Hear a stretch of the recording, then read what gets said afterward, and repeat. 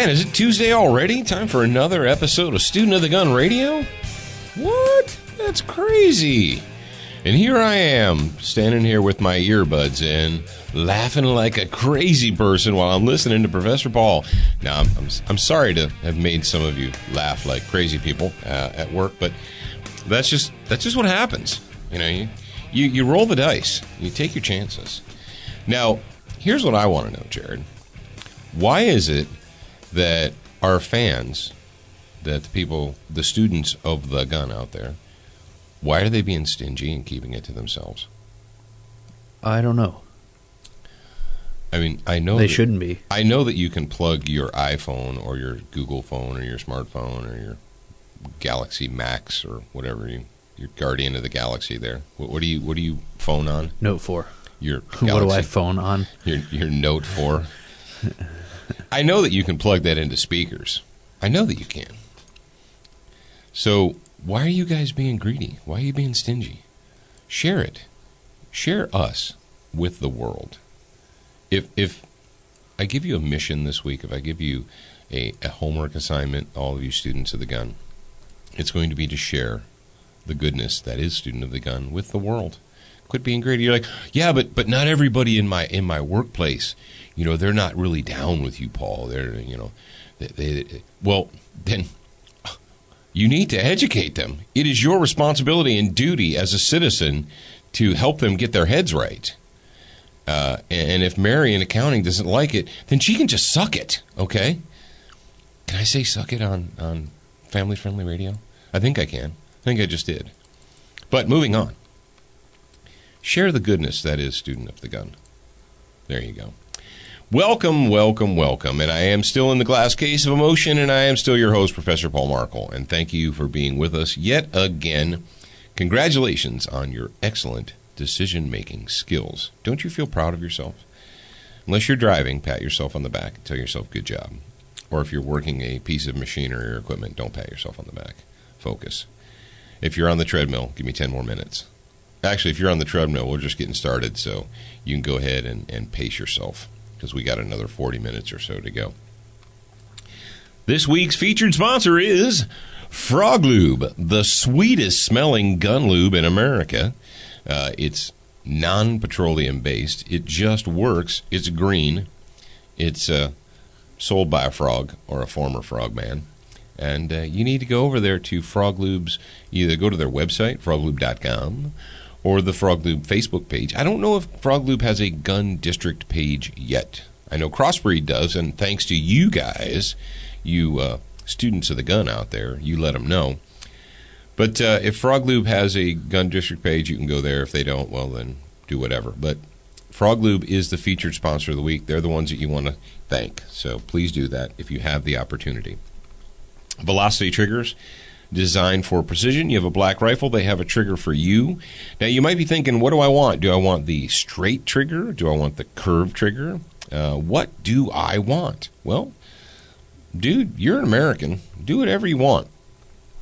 Straight trigger, generally people who use the straight trigger are those that are interested more in slow fire, precision shooting one well-aimed shot at a time at a small target a great distance away. The curved trigger seems to be more appropriate for people that shoot more rapidly, shall we say. But I think you can do both with either. It's just up to you, you know. Now, one thing I will tell you, the straight trigger, I think, if you really get super deep into the weeds, they will tell you that it gives you a little bit more lever action or leverage. You place the fat fingerprint part of your finger on there and press it back. You know what I saw the other day, Jared, and I had to just go, huh? It made me go, huh? I saw a person who purports themselves to be a gun tester and a gun guy. He's got a YouTube channel, and you're like, well, okay, but he's a pretty popular dude. And the camera was out in front of him, and he was shooting a new pistol, and he was like featuring the new pistol. He wanted to like get action shots of him shooting it, and he had his trigger finger hooked all the way around the front of the trigger, so that like the knuckle part of his finger was on the trigger, and as he was yanking the trigger backwards. And I thought to myself, what? Maybe it's just me. Is placing the pad of your finger on the trigger like a super secret ninja trick that was passed down by the Buddhist monks from the Shaolin temple like centuries ago, and only the few people can access it? I thought, Jared, are you with me on that? I thought that was pretty common knowledge, that the part of your finger that you placed on the trigger was the pad or the fingerprint. I don't know. It takes discipline to actually do it, though. People might know. I don't know. I thought this person was actually a trained person. I thought they'd been to several training schools. But whatever, it doesn't matter. It just dumbfounds me when I see people that are in the industry not doing something that's like super basic like that. I'm not talking about like sniping from 1,000 yards. I'm talking about like holding a handgun, a fundamental, like putting your fingerprint on the trigger. But when it comes to velocity triggers, dudes and dudettes, go crazy. Do whatever you want to do. Crossbreed holsters. I'm wearing a gun right now, and I'm wearing my gun in a Crossbreed holster. It's the Super Tuck, and it's the most comfortable in the waistband holster you're ever going to wear. So, and do yourself a favor. Just pay the extra freight, $10, $15, whatever it is, for the horsehide backing. If you're serious about carrying a gun, like every day, not just once in a while when you feel like it, if you're serious about it, you need to go ahead and invest in the horsehide. It's going to stand up better. It's just better. So do it. Now, I know we're moving into the fall now, and you're not going to be quite as hot as you normally are, but I can tell you what, I've worn this in the heat of the southern subtropics that we live here, summer, and it really does make a difference. It really does. All right, one more sponsorage, and then we're going to move on, and that's SWAT Fuel. And then you're going to use this promo code SOTG205 when you go to SWATfuel.com and check out. The title of this episode is The Most Important Survival Component is You. And that was the premise or the main theme in the Tactical Tutor newsletter that our grad program people just got.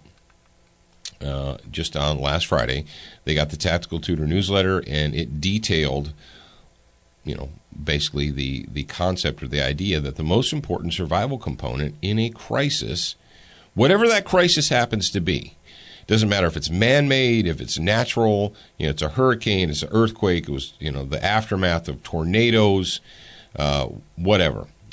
It could be civil unrest, arson and so forth. And as we've noticed in the United States of America, we tend to have natural disasters tend to be rapidly followed by man-made disasters in large metropolitan or urban areas. Now, sometimes the man-made disasters just start all on their own, such as Baltimore, Ferguson, Memphis, you name it. But regardless, how many of you guys out there have a bug-out bag? You do right there, yeah. How many of you do? How many of you have been thinking about it? You say, I don't call it a bug-out bag, I call it a go bag. I call it, I don't care what you call it. You can call it Rumpelstiltskin, but we're talking about a pack or a bag, generally a pack that has straps so you can throw it over your back and have two hands free.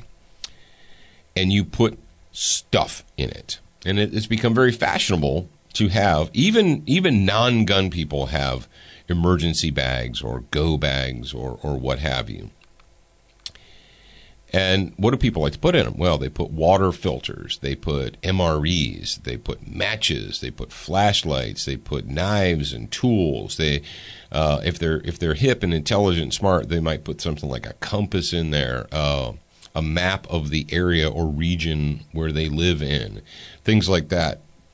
Communications gear. Then you might have a set of line of sight walkie-talkies or something like that, radios. And of course, if you're a student of the gun, and if you're a gun person, you're probably going to put a gun, or you're going to put extra ammo for the gun that you carry. We did a whole segment that was fun. Jared, what's funny about that, the bug-out bag segment that I did on the back of the truck like 2 or 3 years ago? Remember that? It's one of the most. It's No. You don't remember that? Wait, in the red truck? Yeah, well, Yeah. It was one of like the most popular segments or YouTube things that we ever did. It was called Bug Out Bags or whatever. Oh, with like, the iPhone. Yeah, Yeah. Well, it wasn't even an iPhone. It was an iPad or iPod. Oh. An i something or other. The iPod. Your sister shot that. Yeah, I with her remember. iPod. Yeah. And I downloaded it, and it was super simple. It was that day I went out and shot all those guns. I'm like, hey, well, what the heck? Let's just do this real quick, and and that's one of those things where it's just off the top of your head. You're like, let's just do this. It's a little extra, and it's like poof. And people went bananas over it. It was viewed like 100,000 times or something. I don't know. So anyway, you know that we did a segment about bug out bag guns and what guns that you would put in a bug out bag. But regardless of what happens to be in that nylon pack, I don't care what it is. It's gear, it's guns, it's stuff, it's objects. You have these objects. You go and you purchase them. And Americans, let's face it, it's not just the gun culture, but the gun culture is just as guilty as anybody else. Americans try to purchase their way around everything. Well, I don't want to exercise. I don't want to get off the couch. I don't want to put any effort into this. I want to just buy something. I'm going to buy a magic pill. I'm going to buy, there's been innumerable devices. The ab cruncher. It's like, yeah, it's called sit-ups. Lay on the ground and sit up. No, you have to do the correct sit-up by buying this ab cruncher for $39.95 that was made in China for $5, that kind of a deal. How many of you, admit it, look me in the eye, how many of you have a Bowflex? How many of you have a, what do you call those things, Jared, where it's like you're skiing and you do this, you do the... elliptical machine. How many of you have ellipticals in your bedroom that have become clothes racks? And you're like, somewhere underneath those clothes is an elliptical machine. How many of you have, we had one of those silly, and I guess it was the 90s that they were popular, those exercise bikes that have the giant fan up front, and then they have the handles so that you bike and you handle at the same time. And we try to buy stuff because and the ads are always like, just 5 minutes a day, 3 days a week, you can do this, and you'll have abs like this hot chick on the ad or on the the commercial. Who's probably never used it. It's like, no, you won't. That hot chick on that TV commercial did not get hot chick abs by doing the Crunchmaster 5000 5 minutes a day, 3 days a week. She might do that now, but that's not how she got like that.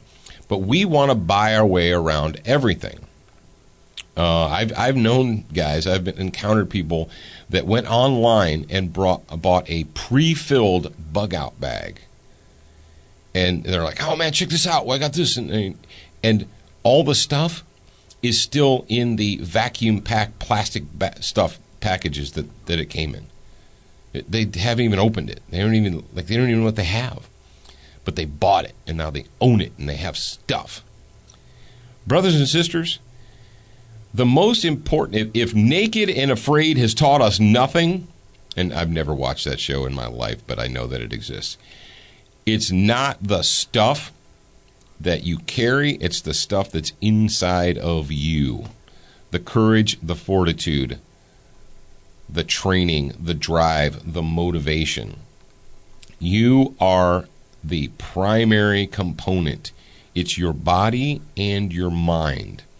You got to have both. You need to, you need to have a healthy body to have a healthy mind. If your body is sluggish, if your body is fed garbage, your mind is not going to be functioning properly. You are not going to make good decisions. And let's face it, if you find yourself in a situation like a post-Katrina, a post-Gustav, a Hurricane Sandy that they knew about for 72 hours, and yet still somehow you had tens of thousands of people that didn't have food and water, I'll never figure that out. If you find yourself in one of these situations, you as an individual and your family as well, you're going to be in a high stress, a high physical and mental stress situation. Let's face it, the vast majority of you listening to me right now are not professional warriors. You're not Marine infantrymen or special forces or what have you. It's not your job to engage in high stress activity every single day. Now, I know some of you, that is the case, but for most of you, you're not. So how do you address that? You find yourself in a, no kidding, bug out situation, or no kidding, crisis, a survival situation. You, as the individual, are the most important component. And I was talking to Dr. Dan last week, and we believe in the not just the 9mm plus P, but we believe in SWAT fuel. We believe in the vitamins. Jared and I take the vitamins. Zach does too. We believe in the SWAT fuel. Everyone that we've introduced to it that's an actual serious person, Ben, we gave it to Ben. He's like, dude, what did you give me? He goes, I was drunk 5 hours ago, and now I'm awake and alert and paying attention. I don't get it. Our hunting guide, our all-night hunting guide, Anthony, yeah, Anthony at the Spike Box Ranch. I said, he's like, man, I need more coffee or something. I'm like, here, try this. I gave him a SWAT fuel sample pack. And the next day, he's like, man, it just occurred to me that I wasn't nodding off at 3 a.m. like I usually do. He goes, normally at 3 a.m. I am fighting to keep my eyes open. He said, but I wasn't. He said, man, that crap works. I'm like, yeah, I know. It does. Same thing. We went from in the back of a truck, literally just like semi-dozing. You remember that? Yeah. I was in the back of a truck. I had my head down. I was just kind of like in that semi-dozing. The truck stopped. We spotted the hogs. We were out in like full-on warfare in a span of less than 5 minutes. I went from like just, and it, boom, just. So I keep the sample packs in the truck, in the glove compartment of the truck or the console of the truck.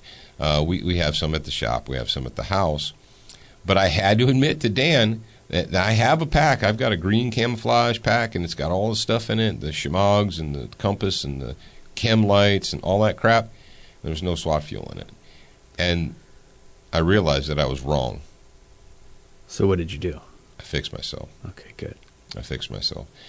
So there's now you say, well, come on, Paul, you're pimping SWAT fuel. You know what? You don't want to take it? Don't. You're an American. I don't care. Do what you want. But for those of you that will take my advice, the fact of the matter is Jared, tell them about your. I'm going to shut my mouth off. You're going to shut your mouth off? Okay, his mouth is off. Now tell them about your the SHOT Show last year. Oh yeah, January every year we go to Vegas for SHOT Show. And I was there with Alex this year, and I woke up. I believe it was Wednesday morning. The show goes from Sunday or Monday officially to Friday, and I believe it was a Wednesday morning, so middle of the week. And I woke up and I felt like crap, so I just went back to bed. I was like, I can't go like this. I don't want to get anybody else sick. And so I guess Alex got a hold of Dr. Dan, and he called me. It was like around 10 a.m. He called me and he said, here, double up on your 40 cal and take the plus P. And he's like, and then tell me how you feel. And literally by lunchtime, I was out of bed at the show and I was having lunch with Mookie, and I was fine. It was crazy. I was like, wow, this stuff really does work. Yeah, it's like the SHOT Show or any trade show. If you're in business and you've ever gone to a trade show, you know that there's the trade show crud. Anytime you pack hundreds, if not thousands of people into an arena, an event, and they're just passing germs around like crazy people. SWAT fuel and hand sanitizer are staples. Yeah, well, or just wash your damn hands like every time you go to the bathroom, regardless. All right, I'm going to listen up, you nasty scumbag, puke-faced people. Men walking into the bathroom, pissing, turn around and walking back out. You don't have the 30 seconds that it takes to wash your nasty hands. But that's not, the modern man doesn't wash his hands. The modern man needs to wash his nasty hands. And if you're guilty of that, shame on you. Shame on you. Take the time to wash your filthy hands. Your mother would be ashamed of you. Ugh. But you know what I do notice, though, at SHOT Show is the sinks generally are always crowded. Yeah. Because they're washing their hands. Know. Yeah. They need to post people at the bathrooms and say, go back and wash your hands, you nasty, filthy animal. Yeah, so you filthy animal. You filthy animal. Angels with filthy souls. Keep the change, you filthy animal. Did you watch Faith No More? Did you watch Epic? Yeah, I already knew. I didn't know that was the band name, though. Oh, so you were aware of it? Yeah. Yeah, okay. All right. Did you know that album is available on Amazon Prime Music? I didn't know and they were if you have that Amazon old. Prime, that you can download it for free. I didn't think they're as old as dirt. Well, they go all the way back to the late 80s. Yeah, I didn't know that Faith No More was that old. That's crazy. The first time I heard that song, guess. Nope, I'm not going to let you guess. It was Rock Band or Guitar Hero or something like that. One of those. You're like your brother. Your brother has those moments. He's like, I know this song. I'm like, how do you know this song? He goes, because it's on Rock Band 2 or Guitar Hero 3 or what. I was like, oh, okay. So now that we're back from the whole wash your filthy hands, you mongrel. Actually, that's something that needs to go in your bug out bag too. Not so much. You know what? Here, listen to me. I'm going to give you something. Perk up your ears, hippies. Every time you go to a hotel, they have those little individual shampoos and stuff. Now, if you go to a hotel with your wife, she probably either A, uses it all up, or B, if she's like my wife, brings her own shampoo and conditioner to there. I've got a drawer full of shampoos and conditioners, right, from various hotels. Take 2 or 3 of those things, put them in a Ziploc baggie, and throw them in your freaking gear bag. Use them. And all you need from that is like a drop the size of a pea to wash your hands. You know, not even as big as a marble, just like a pea or kernel of corn size drop, and you can wash your hands out in the field. So wash your hands in the field.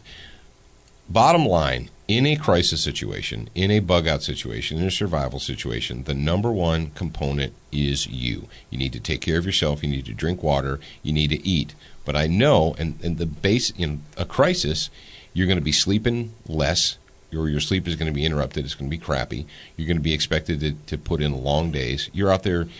Let's say you just have to clean up all the debris and crap and what have you. It's going to be a long, hard day. You may need a little something extra. The 40 cal multivitamins from SWAT Fuel and the 9mm Plus P can be that little something extra. And you say, oh, but dude, I'm a 5-hour energy dude. Okay, great, rock on. How many 5-hour energies are you going to put in your pack to get you through 3 days? I don't know, like a dozen? How much do a dozen 5-hour energies weigh, and how much space do they take up? A lot? Yeah, exactly. 1 bottle of SWAT Fuel might weigh 2 ounces. Jared, do you think maybe like 2 ounces? Not very much. Do you have one in there?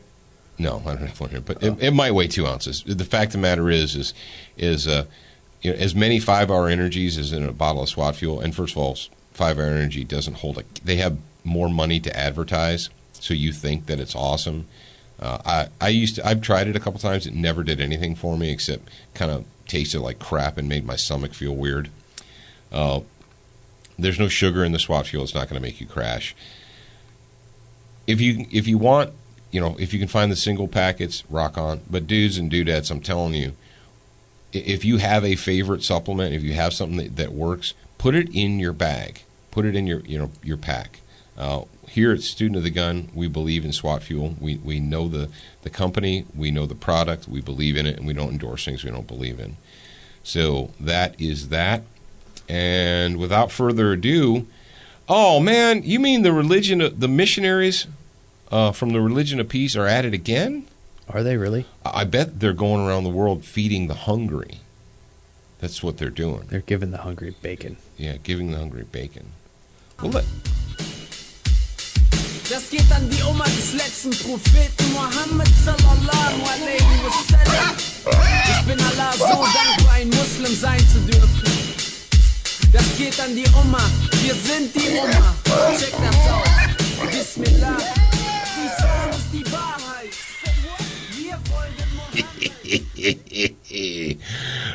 One of my all-time favorite update themes.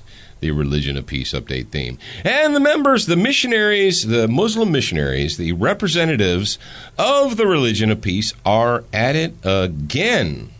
Well, what are they doing, Paul? Are they out ministering to the sick and the homeless and the poor and opening up soup kitchens and stuff like that, like those evil Christian people do? Christians are always trying to force their beliefs on others by feeding the hungry and what have you. How dare they? No, actually, they're murdering people. Sydney shooter named as Farhad Jabbar. No way. I thought it was like John McGillicuddy. No, Sydney, that's in Australia, down under, mate. Down under, a teenage gunman who shot an NSW police worker outside the force's Sydney headquarters in an attack linked to terrorism has reportedly been identified as Farquad Khalil Mohammed Jabbar. I think it's Farquad or Farquad, something similar to that. We have audio from the story. Jared's going to go ahead and play the audio. We'll let you listen to it, and then we'll get back to the details. Police say the boy was of Iraqi Kurdish background and was born in Iran. It's understood he was living in Parramatta, had no criminal history and wasn't on police radar. New South Wales Police have now launched Strike Force Fellows to undertake a comprehensive investigation into the incident. But they say they are still a long way from establishing a full picture of the gunman and his true motives. We're exploring every avenue with regard to why he did what he did. We had no information that this individual posed this type of threat. New details have also emerged about the victim of the shocking attack. Curtis Cheng was a 17-year veteran of the Finance Department within the New South Wales Police Force. He was shot at close range just minutes after leaving police headquarters. He was a much-loved man, been with us a long time. I don't think I've ever heard anyone have a bad word about Curtis, and he will be missed. Premier Mike Baird and Commissioner Scipione have also acknowledged the bravery of the 3 special constables who responded to the incident, advancing on the shooter to remove the threat and putting their own lives on the line to protect their colleagues. Their bravery, I believe, saved other lives, and we should pay tribute to them. And I think it's a reminder to all of us of what our police do on a daily basis. They put their lives at risk. Prime Minister Malcolm Turnbull says the tragedy underlines the importance of communities and leaders being aware of whether young people are becoming radicalised. This appears to have been an act of politically motivated violence. So at this stage it appears to have been an act of terrorism. It is a shocking crime. It was a cold-blooded murder targeting the New South Wales Police Service. It was doubly shocking because it was perpetrated by a 15-year-old boy. It is critical at sad times such as this that we don't let the voices of division and disunity. Okay, I don't need to hear any more of the political speak nonsense. Division and disunity and blah, blah, blah, blah, blah. And we're trying to figure out why this happened, and we don't understand it, and it's blowing us away. It's Farquad Khalil Mohammed Jabbar, Iraq/Kurdish background, born in Iran, emigrated to Australia. Duh? Oh, come on, Paul. You're there you go, just like throwing What? Dudes, hey, world. Hey, Western world, Australia, England, Europe, United States. Guess what? There is a death cult in the world. And the death cult produces monsters like little Farquad here. So Stop acting surprised. Oh, but we don't know why little fuckwad Khalil Muhammad Jabbar, goat rapist, decided to do this. What the hell are you talking about? There is no possible way that we can... it's the definition of insanity. But I thought they had strict gun control laws in Australia, and gun control laws are what keeps us safe and happy and healthy, and, the peasants must be disarmed for their own good, says every dictator and tyrant everywhere in the world. And this guy attacked the police, and he got shot down dead for it. But what happens in Australia when they start turning on the citizens? Well, you say the citizens will be able to... no, they'll be helpless sheep, and they'll be mowed down. And guess what? People like Comrade Barry and his ilk, they want to export more of these people and put them in your city without any detailed investigation or background at all. Oh, these are just poor people. We need to help them. We need to reach out to help these monsters to kill us. Yeah, the same people that every time there is a major terrorist attack in the world, the Khobar Towers, the USS Cole, 9/11, Benghazi. Do I need to freaking go on? Every time there is a worldwide, nationally televised terrorist attack, these scumbags get out and dance in the streets and pass out candy to their children and have songs and parades, and it's all wonderful. And you're like, we have no idea why would this happen? I don't know. No idea. No idea whatsoever. I'm shocked and surprised. This is obviously an isolated incident. Never happened before. You mean the death cult of Islam would use children to commit homicide? No. And terrorism? No, don't believe it. What? Ask anyone from Israel about the religion of peace and brotherhood strapping bombs to children and sending them into pizzerias and crowded shopping malls. Ask them. Folks, you're dealing with a death cult. These are death worshipers. Do you understand that? Their whole entire cult is based upon death. Read the book. Get the Cliff Notes. Read a newspaper. Pay attention. We use the term Muslim missionaries in jest because there are no Muslim missionaries. Muslim missionaries are little Fakwad Khalil Muhammad here. Those are Muslim missionaries. That's how they spread the religion of peace and brotherhood. By sawing people's heads off in factories in Oklahoma, stabbing people to death at bus stops for failing to pay proper tribute to Allah. That is your religion of peace. It's a death cult. And until you accept that, you're going to keep dying. And then you're going to, I don't know how this happened. I'm surprised. Look at the look of surprise on my face. But Paul, there are millions of Muslims. There are millions of moderate Muslims. Here's the deal. A radicalized Muslim wants to kill you and cut your head off. A moderate Muslim wants a radical Muslim to kill you and cut your head off. When the, quote, Muslim street, when Saudi Arabia and all the moderate Muslim states, when they clean up their own mess, when they police their own ranks, when they take steps, we've got all these quote-unquote Syrian refugees, these Syrian terrorists that they're loading on boats to ship over here to America. Why do they have to come here? Why don't they go to Saudi Arabia? Why don't they go to Kuwait? Why don't they go to Qatar or Egypt? Why don't they go there? It's right next door. Because they don't want them, Paul. They won't. Oh, they don't want them. Saudi Arabia won't let them come in. Qatar and Kuwait, they won't let them come in. They don't want them. They know who these people are. And they want us to clean up their mess for them. The rich, moderate Muslim world, the ones that are sitting on all that oil, they want us to clean up their mess for them. They know, but they don't want to take the steps to do it themselves. That would require effort, and that would require them not to have sex with their first cousins and become mongoloids. So they got a lot of, interbreeding and mongolization going on. They don't have time to deal with that.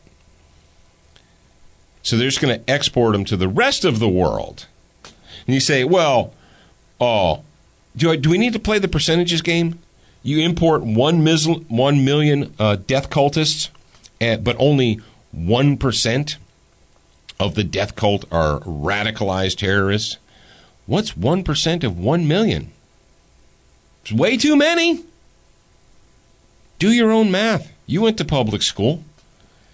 But you're like, okay, Paul, that was an isolated incident, and this is one thing, and you cannot paint an entire religion of peace and brotherhood based on one incident. Now, the Australian incident took place on October 3rd, so as you're hearing this, it's been a couple of days.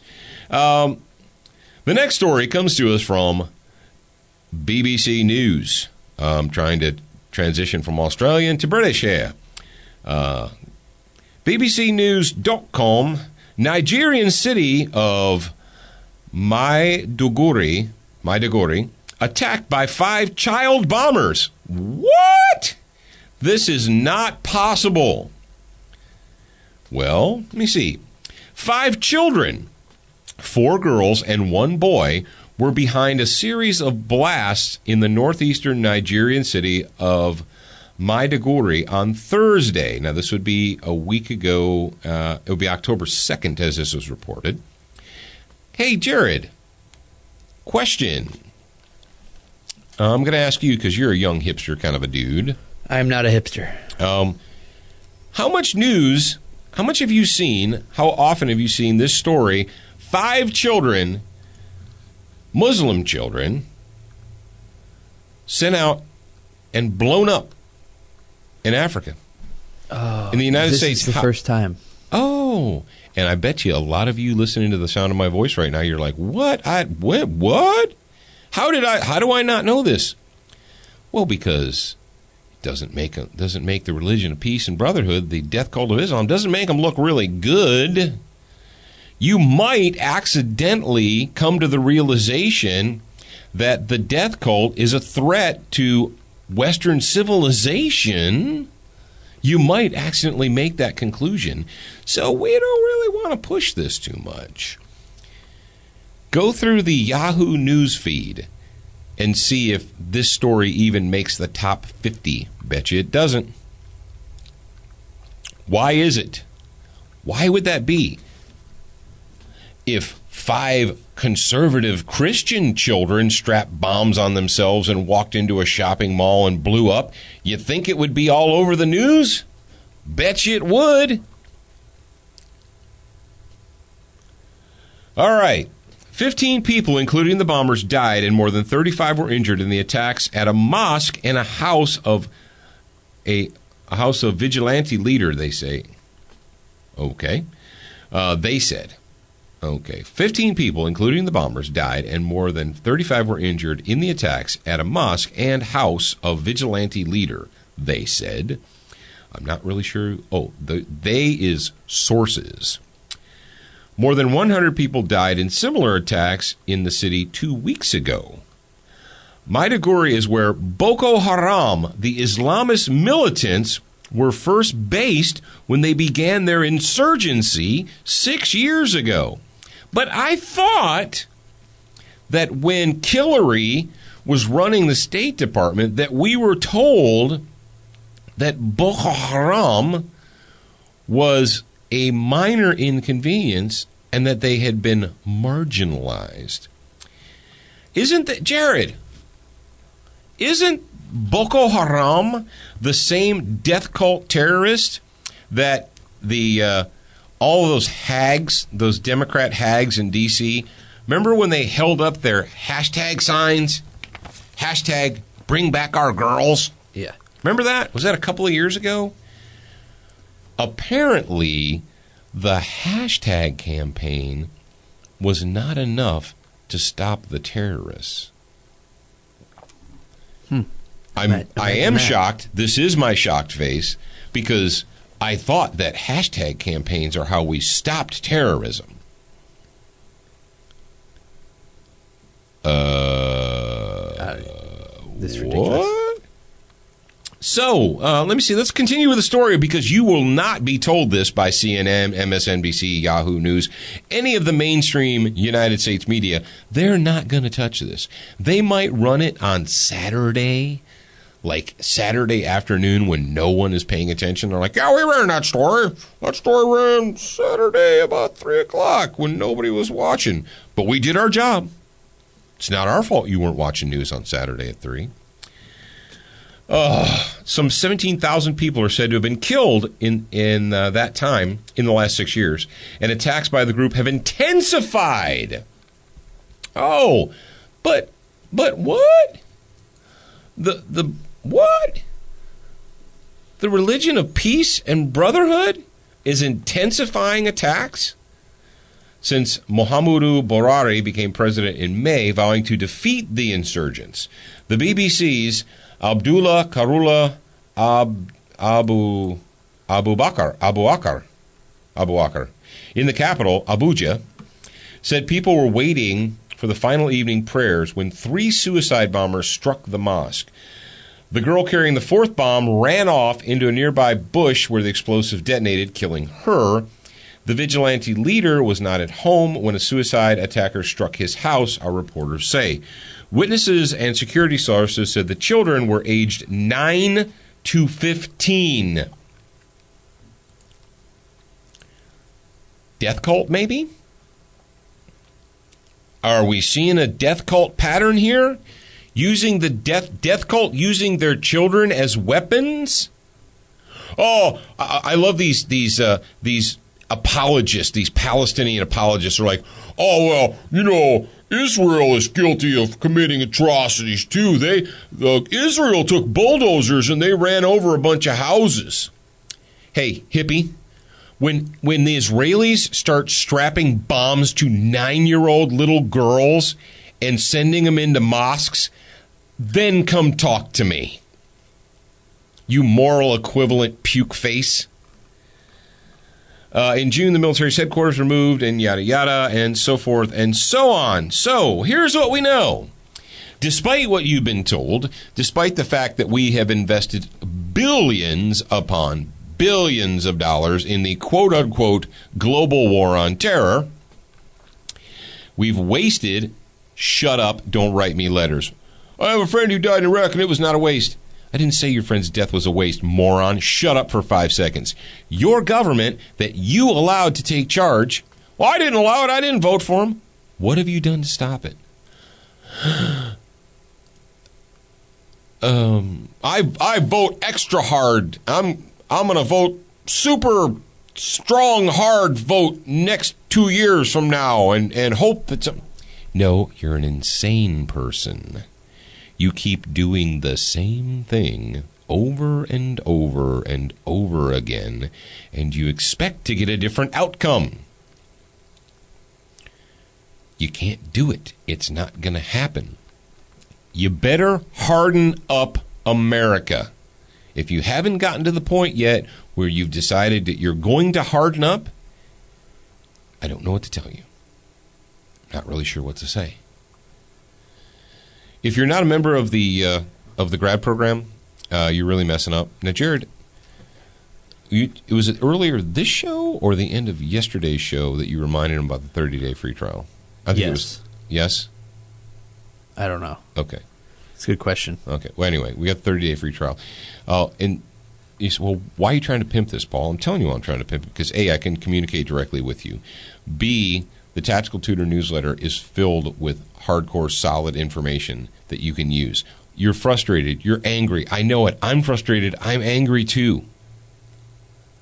I'm on the roof, and I'm looking for an excuse not to step off.